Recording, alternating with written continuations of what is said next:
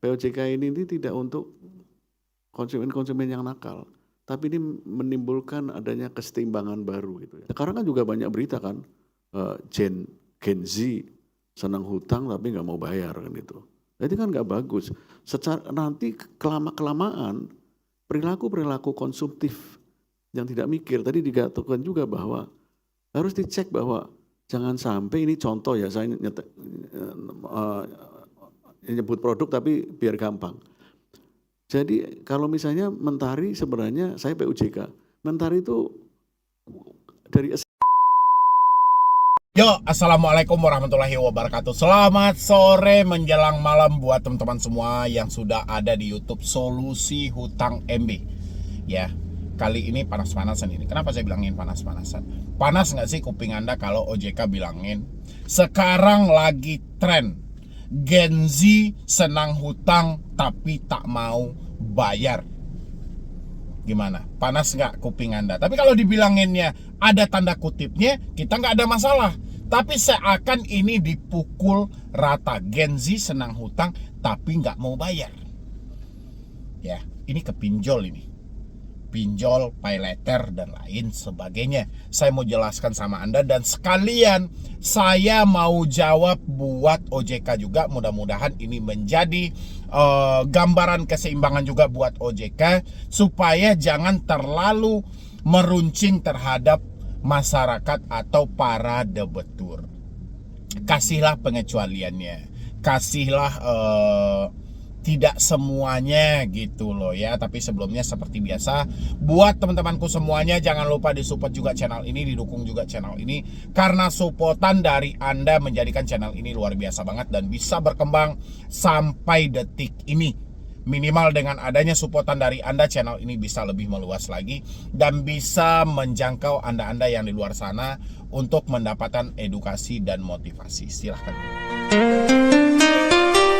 Oke, mungkin teman-teman sudah nggak heran lagi karena ucapan dari OJK yang mungkin sudah viral ya di dalam beberapa media, yang mana disampaikan oleh OJK di situ dari Bapak Sarjito OJK. Ya, yang di OJK yang sering pakai kacamata ya, berarti ya kan Bapak itu juga salah satu pembicara atau perwakilan dari OJK yang cukup luar biasa. Tapi hanya saja yang beliau sampaikan itu saya rasa tanpa tanda kutip, ini yang saya rasa Bapak kurang paham aja di lapangan. Mungkin dari segi data, peraturan fintech, peraturan pinjol, peraturan yang Bapak terbitkan dari OJK, mekanisme dan segala macam, mungkin Bapak jauh lebih paham ya daripada saya dan daripada yang lainnya. Mungkin Bapak lebih memahami. Tapi soal di lapangan saya rasa Bapak masih kurang. Kenapa masih kurang? Gen Z itu senang berhutang ya, tapi tidak mau bayar. Itu beda hal, beda kasus. Bapak tahu nggak, ada problem yang saat ini lebih parah dari pinjol. Ada orang-orang yang sengaja menjadi calo, yang sengaja menjadi joki untuk mengajak orang lain untuk meminjam di pinjol dengan dalih sengaja tidak bayar lagi. Kalau saya biasanya menyebut itu adalah perampok online ya. Dan OJK sendiri juga memposting di dalam Instagram mereka bahaya menggunakan joki pinjol. Bapak Sarjito memahami nggak hal itu? Dan ini sangat banyak Pak orang-orang yang tertarik dengan jasa mereka. Dan di situ mereka mendalih nanti bisa disetting dengan data fake, data kontak yang tidak bisa dihubungi, dan si debetur nanti setelah mereka mendapatkan tujuan mereka, mengajak calon-calon korban mereka ini mempergunakan data mereka untuk meminjam di pinjol dengan sistem bagi hasil. Setelah itu mereka disuruh untuk menutup akses semuanya dengan dalih ini tidak perlu dibayar lagi. Ya, Bapak tahu apa tidak hal-hal itu? Kalau Bapak tidak tahu, coba cari tahu dulu. Jangan dibilangin saja Gen Z senang berhutang tapi tidak mau bayar. Ya, sekarang saya kesampingkan dulu soal perampok online dan joki-joki pinjol. Kita peruntukkan untuk orang-orang yang benar-benar tanpa ada dorongan dari pihak manapun, tanpa ada ajakan dari siapapun, dia meminjam di pinjol tergiur karena bertaburan iklan yang muncul di internet atau di media-media saat ini. Mereka tertarik dengan iklan yang ditawarkan, bahkan nggak tanggung-tanggung dengan limit sampai 80 juta dan mengkaper bahwasannya bunganya sangat terendah 0,1%. Ya, itu yang terjadi di iklan-iklan. Begitu orang-orang tertarik dengan hal itu, orang-orang melakukan peminjaman tidak sesuai dengan fakta yang ada. Bahkan pencairan yang katanya limit tertinggi memang dari segi iklan sah-sah saja. Ya, mereka sampaikan ini pencairan mereka dengan limit tertinggi. Orang yang baru meminjam, dia lupa limit tertinggi ini diperuntukkan untuk siapa. Ya, tapi orang yang meminjam beranggapan limit tertinggi itu diperuntukkan untuk mereka. Ternyata tidak. Dia harus sekian kali ulang baru bisa mencapai ke limit tertinggi. Yang terjadi adalah pembodohan. Bunga yang katanya 0,1% ketika praktek di lapangan melampaui dari hal itu. Ya, pemotongan biaya layanan sangat luar biasa. Dan sampailah terjadi pada telat atau keterlambatan. Ya, terlambat bayar bukan berarti tidak mau bayar. Hanya saja orang-orang sedang berusaha, sedang mencarikan jalannya. Tapi apa yang terjadi? Ya, datanglah debt collector yang melakukan tugas mereka, melakukan penagihan. Tapi tidak sesuai dengan semua aturan yang diterbitkan oleh OJK. Akhirnya apa dari orang-orang ini? Dia yang semulanya ingin mengusahakan karena dia baru dikategorikan keterlambatan, dia juga dibebankan dengan denda karena ada ikut campur dari debt collector yang tidak sesuai dengan SOP. Terjadilah kementokan mereka. Mereka jadi malas membayar, malas melanjutkan cicilan mereka. Kenapa? Karena dicaci maki, dihina, diancam, ditakut-takuti. Bapaknya tahu apa tidak, Pak? Kalau Bapak hanya menyampaikan, kita menyediakan ruang pengaduan. Ini ruang pengaduan kita. Hubungi ini, melalui aplikasi ini. Kapan terakhir Bapak menanggapi pengaduan itu? Ya, ini korban pinjol ini bukan main-main, Pak. Tidak semuanya juga mereka ikut komplotan dengan sengaja tidak mau bayar. Tapi ada alasan-alasan yang fakta terjadi dalam diri mereka. Ya, salah satunya yang seperti yang saya sampaikan tadi. Mereka telat bayar, baru telat 1 hari 2 hari. Mereka masih berupaya, Pak.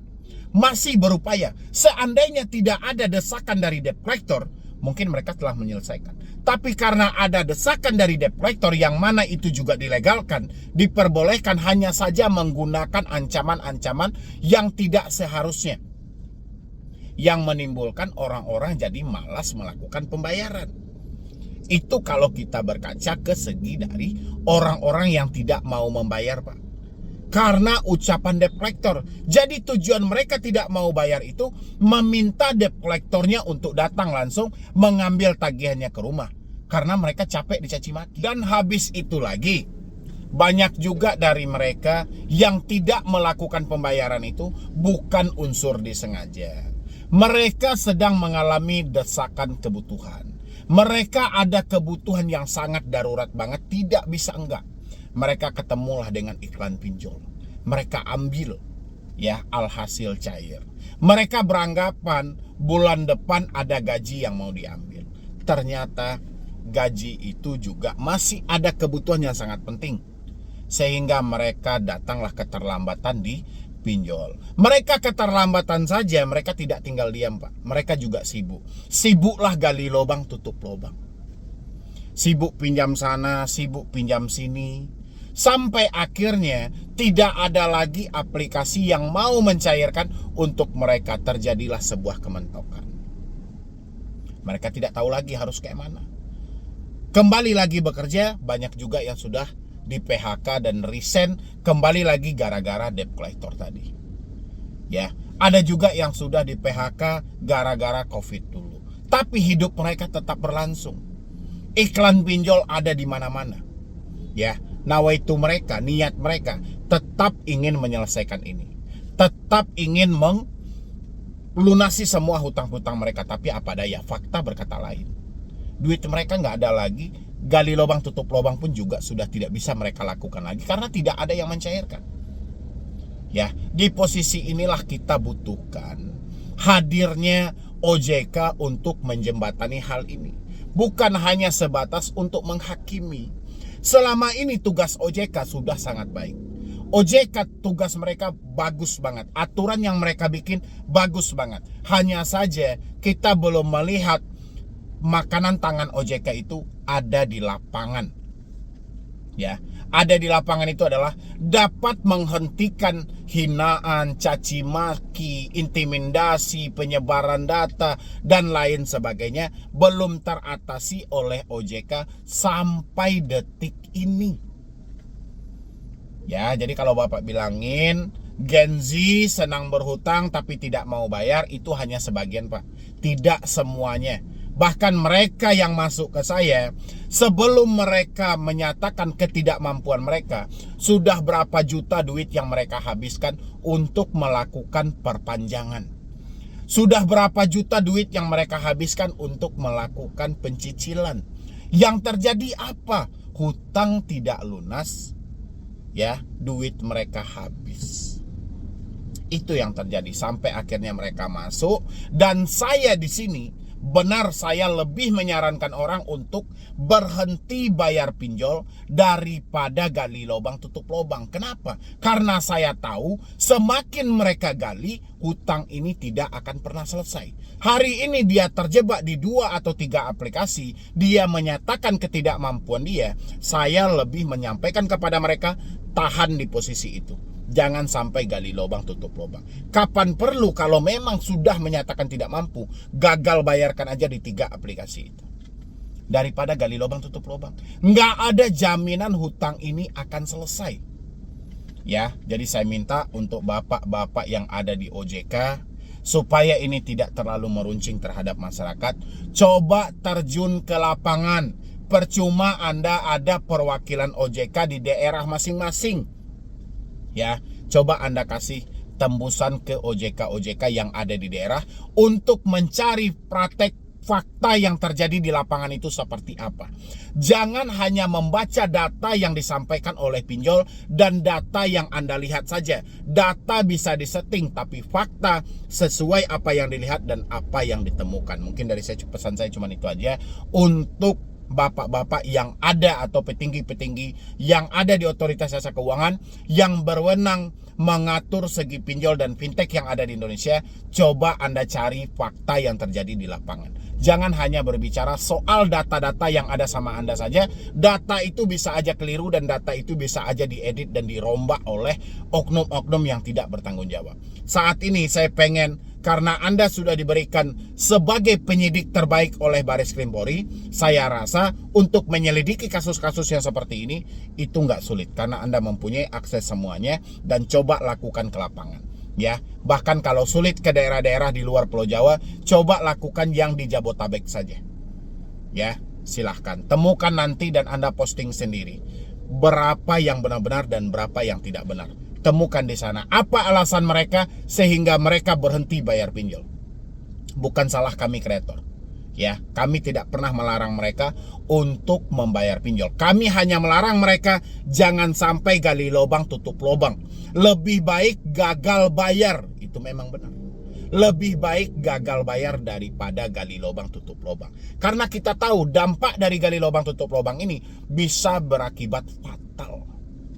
Ya, mungkin dari saya cuma itu aja. Buat teman-teman semuanya, boleh Anda beri juga masukan bagaimana juga menurut pendapat Anda tentang pernyataan dari OJK yang menyampaikan Gen Z senang berhutang tapi tidak mau bayar. Isi di kolom komentar. Ya, jadi sekian dulu dari saya, Medi Broni. Wassalam.